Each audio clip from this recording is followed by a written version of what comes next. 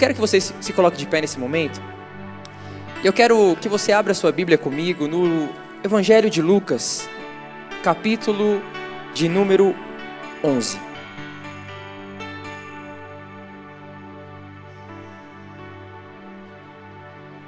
Evangelho segundo Lucas, capítulo 11. E nós iremos ler o versículo 9 e o versículo 10. Se tem uma coisa, irmão, que cristão, ele não nasce já sabendo isso, mas ele desenvolve à medida que ele se relaciona com Deus, é pedir algo para Deus. É buscar algo em Deus. É bater insistentemente pedindo que receba algo que vem da parte de Deus. E eu quero começar essa mensagem lendo esse versículo, esse capítulo que é tão rico, tão importante, tão precioso. E olha o que diz, capítulo 11, versículo 9. Por isso eu digo, e quem está dizendo isso é Jesus, nosso maior exemplo, o grande modelo, o perfeito modelo das nossas vidas. Por isso eu digo, peçam e será dado a vocês. Busquem e vocês encontrarão, batam e a porta será aberta a vocês. E o versículo 10 diz, pois todo aquele que pede, recebe. O que busca, encontra. E aquele que bate, a porta será aberta. Amém? Coloque a mão no seu coração. Permita-me orar. Pai, em nome de Jesus, nessa noite, Pai, eu quero te agradecer, Pai, por mais uma oportunidade, por estarmos na Tua presença. Nós queremos, com muito zelo, com muita devoção ao Senhor, Pai, nos apropriar da Tua palavra, Pai. Palavra essa que é profética, que direciona as nossas vidas, mas que ajusta e molda principalmente os nossos corações. Assim como pela manhã, através da Sua graça e da Sua infinita misericórdia, o Senhor derramou mais e mais o Seu amor sobre as nossas vidas. Que agora, no período da noite, não seja diferente, Pai, porque nós inclinamos o nosso coração, porque nós buscamos uma paz interior. E a paz do Senhor, Pai, está sobre nós. O amor do Senhor está disponível sobre nós. A alegria do Senhor está disponível sobre nós. E nós queremos inclinar o nosso coração para ouvir atentamente a Tua voz nessa noite. Queremos guardar a Tua palavra no nosso coração, para jamais, jamais, jamais pecar contra Ti. É o que nós oramos, Pai, com coração grato e feliz, te agradecemos, em nome de Jesus. Amém, amém e amém. Aplauda o Senhor e pode se assentar.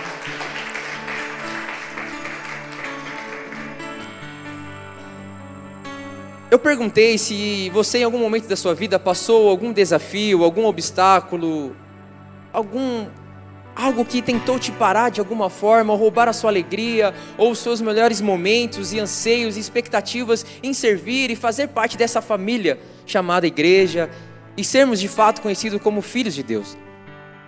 E o capítulo 11 de Lucas destaca uma narrativa onde Jesus ele expressa de forma muito didática e inteligente, ensinando princípios e valores do reino de Deus. Princípios que devem ser aplicados em nossas vidas. Não somente de como orar, mas o que orar. E quando orar, como orar. E quando pedir, como pedir. Quando for o momento da busca, como buscar. E na atitude de bater, como bater a porta. O capítulo 11 de Lucas destaca um pedido dos discípulos, dos seguidores de Jesus. Eles chegam para Jesus num determinado momento da sua jornada e eles falam para Jesus, Senhor, nós queremos algo. Precisamos de uma ajuda, de uma direção do Senhor. Nos ensina a orar. Eu acredito que os discípulos, dentro dos seus corações, apesar de todos os momentos de experiências ali, olhando os seus olhos, contemplando sinais, prodígios, maravilhas, eles viam quantas pessoas foram libertas, os milagres que aconteceram, as multiplicações que houveram, mas eles sabiam que algo precisava ser gerado a partir deles, dentro deles. Sabe, o Evangelho ele é muito lindo quando nós vemos ele de forma palpável na vida de alguém, mas ele se torna ainda mais belo quando é gerado dentro de nós. E tudo que Deus encontra e procura numa igreja, em um filho, em uma filha, é um coração quebrantado, um coração persistente, não uma pessoa que é somente intensa, mas que é inflexível, mas uma pessoa que é constante e inabalável. Possivelmente, dentro desses momentos seus, momentos pessoais, delicados, de desafios e obstáculos, nós nos apresentamos a Deus em oração. Não porque é a única ferramenta que temos, é a melhor ferramenta que temos. É a melhor estratégia, é o melhor caminho, é a melhor direção. Se entregar a Deus, se inclinar a Deus e ouvir a sua voz. Possivelmente, algumas das suas palavras iniciais em suas orações, nesses momentos delicados, talvez seja: oi Deus, sou eu de novo. Talvez essa frase ou essas poucas palavras você já viu em algum meme. Talvez de uma pessoa que está tentando lutar contra a balança, e ela sabe que ela não pode comer certos alimentos que vai prejudicar a sua saúde, e ela insiste em comer. E após aquele período, que é muito bom, ela olha para dentro de si e fala: oi Deus, sou eu de novo, pedindo uma ajuda. Talvez aquela pessoa que não consegue administrar as suas finanças de forma correta, e ela sempre está endividada, e quanto mais entra, mais sai, mais ela se endivida, e ela está completamente enrolada. E ela chega diante de Deus e fala: oi Deus, sou eu de novo. Talvez aquela pessoa que também precisa de uma ajuda, de uma direção, porque ela luta talvez contra um vício, contra um pecado, contra algo que faz mal para ela, para o relacionamento dela com Deus. E mesmo ela errando, graças ao temor que ela ainda tem dentro do seu coração, ela se achega a Deus e fala: Deus, sou eu de novo. Eu fui aonde não deveria ir, toquei aonde não deveria tocar, olhei para onde não deveria olhar, escutei o que eu não deveria escutar, falei o que eu não deveria falar. Só que esse oi Deus, sou eu de novo, também representa um grau de intimidade com alguém, talvez que olha dentro desse relacionamento e vínculo para com Deus e fala assim: pai, papai, Abba, sou eu de novo aqui na tua presença. Talvez com as mesmas orações, com as mesmas palavras, com os mesmos motivos de arrependimento e de renúncia, mas eu não saio daqui enquanto eu não ser transformado.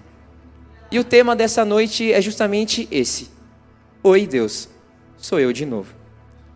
Quero abrir um parênteses e honrar a mulher da minha vida que acabou de chegar ali, ó, a Ohana, minha esposa linda e maravilhosa.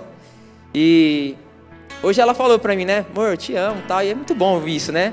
A mulher cobra que a gente fala isso pra ela, mas é bom a gente ouvir também, né? A gente fica feliz. Mas antes do amor, eu te amo, ela: amor, você estendeu a roupa? Amor, você recolheu a roupa? Eu falei: sim, amor. Ela: eu te amo. Mas é muito bom isso. Eu louvo a Deus pela vida da minha esposa, porque tem sido algo incrível, algo que nós estamos construindo juntos. E o louvor que foi entoado hoje do escape é o louvor que ela mais escuta em casa. E quase eu já decorei tudo, essas letras aí. E é muito bom você estar do lado de uma pessoa que tem como princípio a adoração. Não que tenha adoração limitada a um lugar físico, mas a um estilo de vida. E isso é algo que glorifica a Deus. Pela manhã, eu contei uma experiência que minha mãe estava aqui. E você vai entender o porquê eu estou contando essa experiência. Eu lembro que eu e minha mãe, nós morávamos em um cômodo somente. E não faz muito tempo. Agora eu sou casado, tenho a minha casa, a minha família. Mas minha mãe teve um relacionamento muito complicado durante a minha mocidade, se eu posso dizer assim. Eu lembro que nós sempre moramos numa casa muito simples, somos pessoas simples. Eu lembro que eu e minha mãe, a gente sempre foi muito amigo, e a gente morando em um cômodo somente, onde era quarto, era cozinha, era banheiro, era tudo junto. E a gente era muito feliz e é muito feliz. Eu lembro que a gente não tinha condições de colocar um piso na nossa casa. E eu lembro que a única tinta que a gente tinha naquela época era uma tinta verde. Eu até falei para a irmã Lúcia pela manhã que ela ia amar aquela cor. E a gente pintou o chão da casa de verde. E estava tudo bem. O importante é a gente ser família. Eu lembro de um dia que aqui no clube nem chove muito, né? Mas quando chove, é claro que chove muito, irmão. Chove demais. E eu lembro que aquele dia choveu muito. E a minha casa, que eu morava, era um cômodo lá embaixo, no barranco. E para descer era uma aventura. Para subir era quase um esporte. E eu lembro que choveu muito naquele dia. E a água entrou em casa e acabou com tudo. E eu peguei um baldinho, Minha mãe também pegou um baldinho, a gente começava a pegar o baldinho e jogar água para fora. Só que eu, por ser novo, eu tava achando aquilo legal, divertido. Eu falei, tô aqui brincando com a minha mãe, vamos curtir o momento. Só que em nenhum momento eu vi a minha mãe questionando a Deus. Em nenhum momento eu vi minha mãe blasfemando contra Deus. E hoje eu falei aqui pela manhã que o fato de eu estar aqui hoje, e eu não estou falando do altar, mas estar firme na presença de Deus, é porque um dia, esta mulher sempre se apresentou a Deus falando, oi Deus, sou eu de novo. Orando pelo meu filho, orando pela minha casa, orando pela minha família. Eu quero encorajar você a não desistir de orar pela sua família. Sabe? Mas eu também entendo que precisa haver em nós um reconhecimento. Nós vivemos numa era digital. E é muito fácil mandar mensagem. Mas a mensagem ela não expressa o sentimento. Ela não expressa uma verdade. Uma vírgula a mais, um ponto a menos, pode ser interpretado de diversas formas. Mas quando nós já chegamos a Deus, nós precisamos ser muito sinceros. E minha mãe sempre foi muito sincera comigo. E eu aprendi a aplicar isso na minha vida, com Deus. Ser sincero diante de Deus. Ontem foi o dia que eu falei, que o pastor até deu aqui na introdução falando sobre esse treino que eu fiz, que é algo simples. Não tem mudado a vida de pessoas, está mudando a minha vida. Mas antes de sair de casa, eu orei e eu falei, oi Deus, sou eu de novo.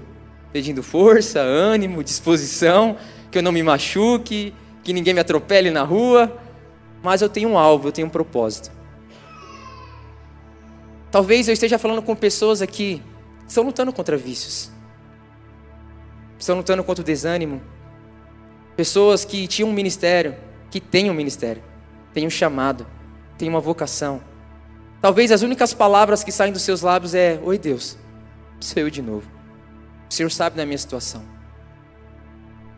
A importância de sermos transparentes com Deus muda toda a nossa vida e a nossa jornada. Há poucos dias atrás, eu estava muito mal. Eu fui pedir ajuda. Para minha esposa, para o meu pastor, para os meus líderes, para os meus discípulos, para a minha célula. Irmão, sabe o que eu vou falar uma coisa para você? Com todo respeito, ninguém me mandou mensagem. E não é obrigação de ninguém me mandar mensagem. Se eu não estou bem, eu preciso procurar ajuda. Sabe, nós nos acostumamos a receber tanto, que quando alguém não entrega, a primeira coisa que eu faço é apontar o erro de alguém. Eu não estava bem. Eu liguei para o pastor, na verdade, primeiro eu procurei ele no culto e falei, pastor, acabou o culto, preciso falar com o senhor, é urgente. Aí ele já fica com medo, já, o que será que meu filho vai falar? Mas eu fui muito sincero, falei, pastor, eu estou passando por essa dificuldade, preciso de uma ajuda, preciso de uma direção, ora por mim. E o pastor falou assim, filho, apesar de todos os obstáculos que você está enfrentando, eu vou te pedir somente uma coisa, jamais desista daquilo que o Senhor tem para a sua vida. Sabe qual foi a minha próxima oração? Falei, oi Deus, sou eu de novo. Não quero fugir do meu chamado, não quero fugir daquilo que o Senhor tem para mim, porque um dia eu orei por isso. Teve um dia, no final do ano de 2018, para o início do ano de 2019, Deus me fez uma pergunta. E a pergunta eu já compartilhei aqui na igreja. E a pergunta era muito simples, era, Kaique, quanto custa um avivamento? E eu, tentando ser espiritual diante de Deus, falei, Deus, pai, o avivamento custa tudo. O avivamento é a nossa vida. O avivamento é abrir mão de tudo. E Deus, não filho, eu quero saber o valor, o preço. Quanto custa em dinheiro um avivamento? E eu tentando ser teimoso, e eu aprendi muito isso com o Lucas, meu discípulo, que uma pessoa que ela é persistente, uma pessoa que ela é insistente em algo que é bom, é porque ela é perseverante. Agora uma pessoa que insiste em algo que é errado, ela não é persistente, ela é teimosa. E eu tentando ser teimoso com Deus. Não, Deus, não tem dinheiro no mundo que pague um avivamento. Ele falou, não filho, eu quero que você me fale. Quanto custa o seu avivamento? E eu não tinha uma resposta clara para apresentar para Deus. E eu me lembro que eu estava passando um momento muito específico da minha vida que eu precisava orar muito, pedir muita direção de Deus. Eu estava encerrando um ciclo da minha vida de menino, de garoto, para me tornar um homem de verdade. E eu precisava abrir mão de muitas coisas, relacionamentos, amizades, lugares. Precisava diminuir aquilo que eu carregava comigo de motivação e começar a gerar verdadeiramente uma disciplina naquilo que eu tinha e que eu tenho hoje como foco e objetivo na minha vida. E eu lembro que Deus me direcionou a orar. E eu conversei com o pastor, falei, eu não quero orar em casa, eu quero orar aqui na igreja. Procurei o pastor, e nós sabemos o zelo que o nosso pastor tem pela nossa igreja, que ele passa mais tempo aqui do que na sua própria casa. Eu falei, pastor, o senhor poderia deixar eu tirar uma cópia da chave da igreja? Porque eu quero vir aqui todas as manhãs orar antes de ir para o trabalho. Trabalhava próximo da igreja, e ele assim permitiu. Eu fui lá, tirei a cópia da chave. Na época eu paguei R$8. E eu comecei a chegar aqui na igreja todas as manhãs, 5h30. E eu orava todos os dias, de segunda a sexta, segunda a sexta, segunda a sexta. Fiz isso por 1 ano. E durante essas orações que em alguns momentos era só eu aqui. Às vezes tinha outras pessoas, mas eu não chamei outras pessoas, porque era um compromisso meu com Deus. E todas as manhãs que eu me ajoelhava nesse altar, eu falava, oi Deus, sou eu de novo. Com as mesmas orações, com os mesmos pecados, com os mesmos traumas, mas eu não saio daqui enquanto o Senhor não responder as minhas orações. E houve um dia que Deus respondeu, falou assim, filho, tudo isso que você está experimentando é um grande avivamento e um despertar. E agora eu posso falar, sabe quanto custou o seu avivamento? R$8. R$8 foi o valor do meu avivamento. Talvez você agora no seu coração fala, Kaique, que besteira é essa? É claro que é uma representação daquilo que eu precisava mudar, daquilo que eu precisava fazer, de parar de olhar para outras pessoas e olhar para dentro de mim, para o meu coração e falar, eu preciso fazer algo.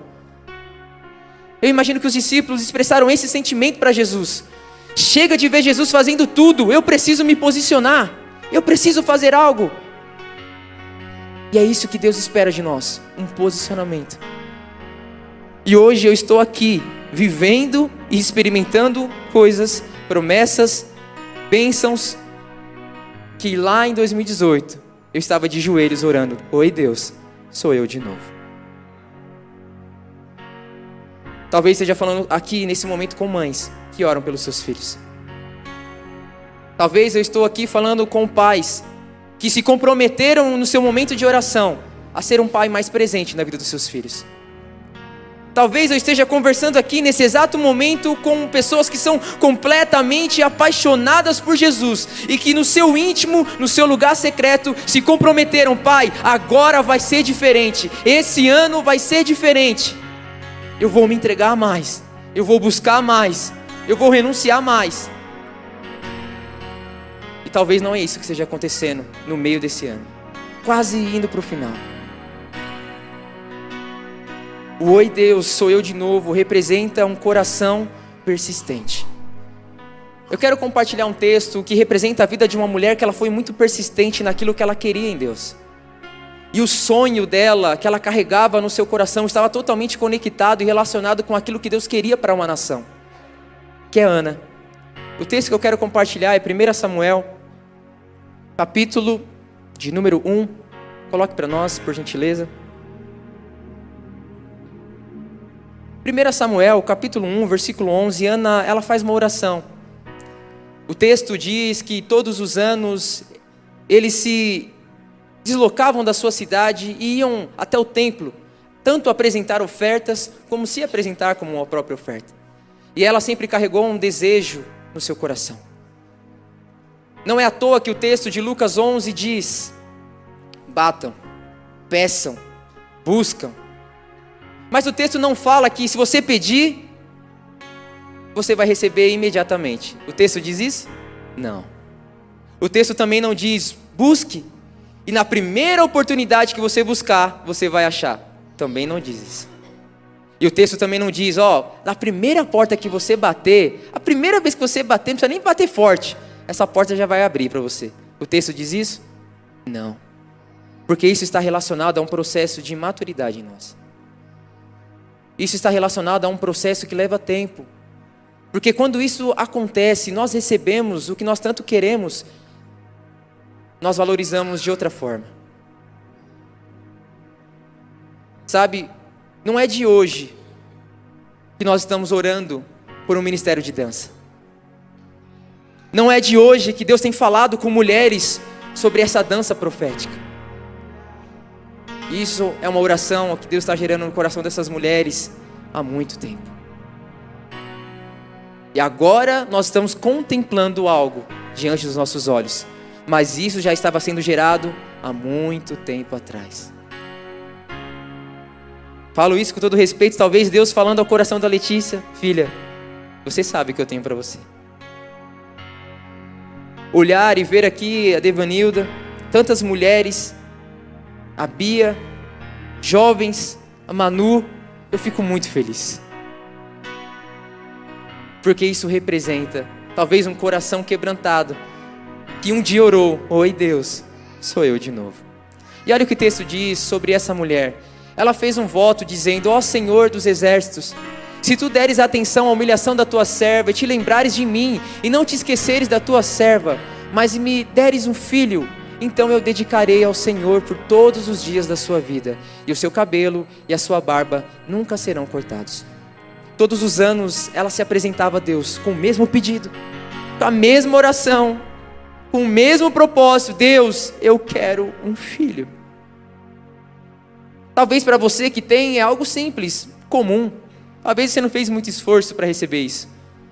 Mas quem tem esse sonho é algo muito especial. É algo muito particular de cada um. Eu não sei o que você tem clamado diante de Deus, mas eu quero trazer uma palavra que encoraje o seu coração. Não pare de lutar pelos seus sonhos. Essa mulher foi zombada por Penina. O seu marido não entendia a postura, porque está orando todas as vezes a mesma coisa. Acaso eu não sou melhor que 10 filhos para você? Só que Ana, ela não se ausentava da presença de Deus por nada. E ela sempre apresentava o melhor para Deus. Deus, sou eu de novo, pedindo as mesmas coisas.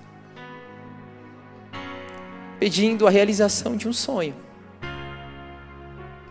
Só que algo que se destaca muito nesse texto é que enquanto Ana, ela chorava por um filho, Israel também chorava pedindo um sacerdote. E o sonho dela estava relacionado com aquilo que Deus também sonhava para o seu povo. Porque Deus, Ele não atende somente os nossos sonhos. Quando Deus responde a minha oração, os meus sonhos, Ele responde também a toda uma geração. Por isso que o sentimento de valorizar aquilo que nós recebemos da parte de Deus precisa ser algo muito importante. Deus não responde só você. Deus responde o nós. A oração não é Pai meu que está no céu, é Pai nosso que está no céu. A Bíblia não diz que somente eu, Kaique, sou mais do que vencedor. Não, a Bíblia diz que todos nós somos mais que vencedores. A Bíblia não diz que somente eu que aceitei Jesus recebi o direito de ser chamado filho de Deus. Não, todo aquele que aceitou Cristo também recebeu o direito de ser chamado filho de Deus. A Bíblia não olha para mim somente, exclusivamente para mim, dizendo: você é a menina ou o menino dos olhos de Deus. Não, nós somos a menina dos olhos de Deus. Nós somos a coroa da criação.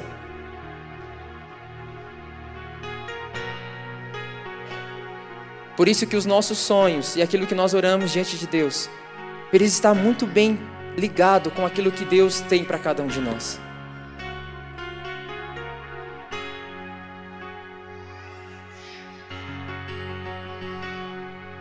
Ana, ela me surpreende com a sua postura. Porque ela acreditava em algo que talvez ninguém acreditava. Mas ela não se ausentou daquele momento e daquele lugar por nada.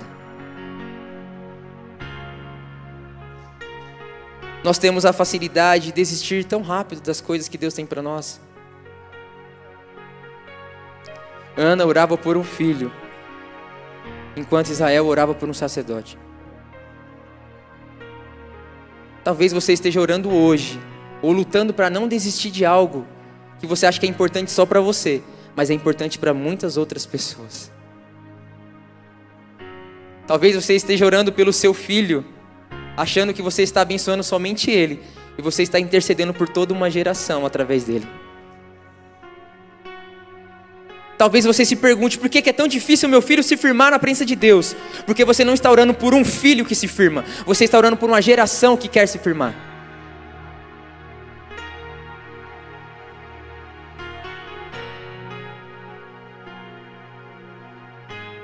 Eu sempre carrego uma frase comigo, que é: eu não posso me acostumar com pouco, quando o assunto for Deus. Porque Deus, Ele tem muito mais para cada um de nós. O pastor David Leonardo, ele tem uma frase que eu acho muito interessante, e eu compartilhei pela manhã, que diz a seguinte: a nossa oração, ela só acaba quando ela se torna um testemunho. Porque eu oro até acontecer. Aconteceu, agora não é mais uma oração, agora é um testemunho. Agora eu posso mudar a minha oração. Um segundo texto que eu quero compartilhar, 1 Reis, capítulo 3, versículo 5, olha o que diz nesse texto. Em Gibeon, o Senhor apareceu a Salomão num sonho à noite e lhe disse: peça-me o que quiser e eu lhe darei. Olha que oportunidade incrível esse homem de Deus teve diante do Senhor. Deus se apresenta a ele e fala assim: Daniel, você pode pedir o que você quiser. Deus vai olhar para você, Gabriel, todo bonitão desse jeito aí, charmoso, esse topete mais lindo da nossa igreja, e fala assim: filho, eu sei que você me teme, eu sei que eu habito no seu coração, você pode pedir qualquer coisa. Deus olhar para nós e falar assim: você pode pedir qualquer coisa, Mateus. O que nós iremos pedir? Esse homem surpreende tanto a Deus, que ele não pede fama, não pede riqueza, não pede status, ele não pede autoridade, ele pede somente uma coisa: Senhor, que a sua sabedoria seja derramada sobre mim, para governar esse povo, para que esse povo permaneça fiel à tua presença, porque eu zelo pelo Senhor. Eu sou um homem que amo ao Senhor e temo ao Senhor. Não é à toa que o temor ao Senhor não é somente o princípio, é a fonte de toda a sabedoria humana. Sabe, por muitos anos da minha vida, olhando para a minha jornada cristã, que não são tantos anos, mas já são mais de 10, eu orei de forma equivocada para que a vontade de Deus se concretizasse na minha vida. Eu orei: Deus, eu quero mais a sua presença, eu quero um ministério grande, eu quero uma célula grande, eu quero uma casa grande, eu quero um carro top, eu quero um salário grande. Tudo isso, irmão, não significa nada se a sabedoria não vir antes. Porque da mesma forma, tudo que é grande pode vir, mas também pode ir embora. Por isso que esse homem, ele se apresenta diante de Deus e fala: Deus, eu só preciso de uma coisa somente: sabedoria, para lidar com aquilo que o Senhor tem confiado em minhas mãos. Talvez nos momentos que nós desistimos de algo que Deus tenha para nós, o que faltou naquele momento foi sabedoria. Talvez de esperar um pouco mais, de obedecer um pouco mais, de pedir um pouco mais, buscar um pouco mais, bater um pouco mais. Eu vejo promessas específicas de Deus para a minha vida que faltava tão pouco para eu alcançar. E eu desisti nos 45 do segundo tempo. O que Deus espera de nós é uma igreja que se destaque realmente nesse nível de dependência e confiança nele. Que a sabedoria seja uma das suas maiores virtudes. Que ela esteja com você na sua casa, no seu trabalho, nas suas finanças, nos seus relacionamentos, na sua conduta, no seu testemunho, em todos os lugares aonde você estiver. Que a sabedoria do Senhor nos conduza em cada passo e escolha de nossas vidas. E um terceiro texto que eu quero compartilhar também se encontra em Lucas, capítulo 18, do versículo 1 ao 8. Olha o que diz esse texto. Lucas, capítulo 18, do versículo 1 ao 8.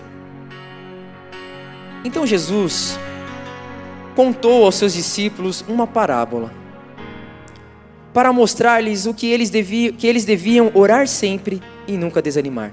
Irmão, eu gosto muito da forma como Jesus ensina todo esse povo, todo o grupo que se reunia para ouvir ele. E nós conhecemos diversas parábolas, mas essa é uma parábola talvez que não se destaca tanto quanto as outras. Mas essa parábola ensina algumas verdades que se encaixam completamente dentro desse contexto de busca, de perseverança, de disciplina em buscar aquilo que é de Deus e que Deus tem para cada um de nós. E antes de ler esse texto de Lucas 18, eu falei algo pela manhã e eu não posso deixar de falar isso. Deus já falou aos nossos corações que nós somos vencedores, que Ele nos ama, que Ele tem o melhor para cada um de nós. A Amanda, ela falou durante o louvor que Deus, Ele já tem, e Ele já derramou e já entregou sobre nós uma resposta. Ele já abriu o caminho que tinha que abrir, Ele já livrou dos lugares que tinha que livrar, Ele já fez tudo, irmão, o que Ele podia fazer por mim e por você. O resto agora é com a gente. Sabe, e às vezes nós buscamos a Deus desesperados por uma resposta, e eu posso falar isso com toda certeza e convicção. Irmão, a resposta já veio há muito tempo. Lá naquela cruz, foi a maior resposta de toda a nossa vida, onde toda dúvida, todo medo caiu por terra. E a certeza que nós temos é que o nosso Redentor vive. Então eu vou pedir algo para você nessa noite, assim como eu estou me esforçando muito para fazer. Meu irmão amado, minha irmã querida, aprenda a descansar na resposta. Não procure a resposta, você já tem a resposta. Alguns aqui são a própria resposta. Descansa. Às vezes eu converso alguns planos e sonhos que eu tenho com a Ohana, futuro, coisas a curto, médio e longo prazo. E é incrível como ela sempre se desespera por aquilo que é a longo prazo. Mas amor, a gente podia fazer isso. Eu falei, a gente vai fazer, amor, mas calma. Calma. Às vezes a gente está pesquisando uma coisa para comprar aqui, nesse canto da sala, já está pensando no outro lugar, no outro cômodo, na cozinha, em tudo. Eu falei, amor, vamos ajustar essa parte aqui primeiro.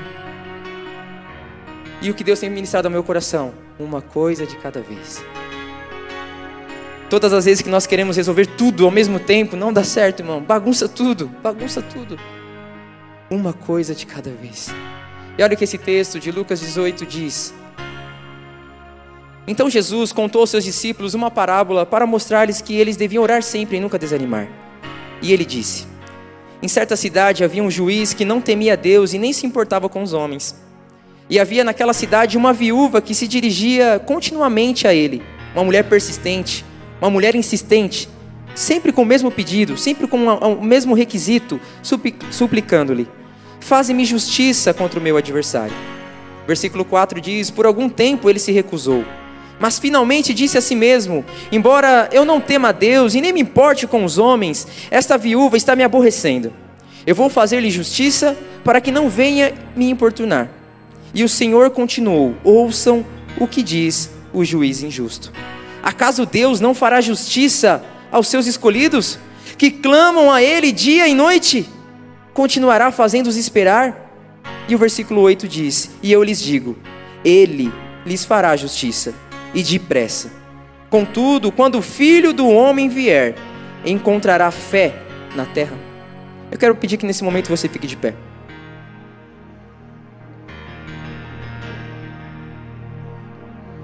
Esse texto diz que essa mulher, ela insistia por uma justiça. E ela foi tão insistente com esse juiz, e o texto deixa bem claro que ele é um juiz que era injusto. Era um juiz que não amava ninguém, e que ele não temia a Deus. Mas a persistência daquela mulher chamou tanta atenção daquele juiz, que ele falou assim: quer saber? Eu vou resolver o caso dela, porque ela está me aborrecendo já. Só que Jesus, dentro dessa parábola, fala assim: se atente muito bem ao que esse juiz injusto diz. Se eu estou atendendo a necessidade dessa mulher, que sou um homem que não tem nenhum tipo de consideração pelo próximo, e eu nem temo a Deus, imagina o Senhor de vocês. Será que Ele não vai recompensar a você que busca, você que ora, você que clama, você que se consagra, você que se separa, você que ama, você que tem valor e que ama e preserva por aquilo que é sagrado? Se um juiz injusto recompensou uma mulher, o que dirá o nosso Senhor dos seus filhos? Só que o que nos chama a atenção não é a recompensa dessa mulher, não é a justiça que veio sobre essa mulher, é a persistência e a disciplina dessa mulher. Aquilo que nos faz ser uma igreja gloriosa, que nos destaca como cristãos, não é o tamanho da estrutura, não é a beleza do louvor, não é a qualidade da roupa que estamos, é o nível de busca que preservamos diante de Deus. Talvez esse seja o maior testemunho que nós vamos gerar na nossa vida.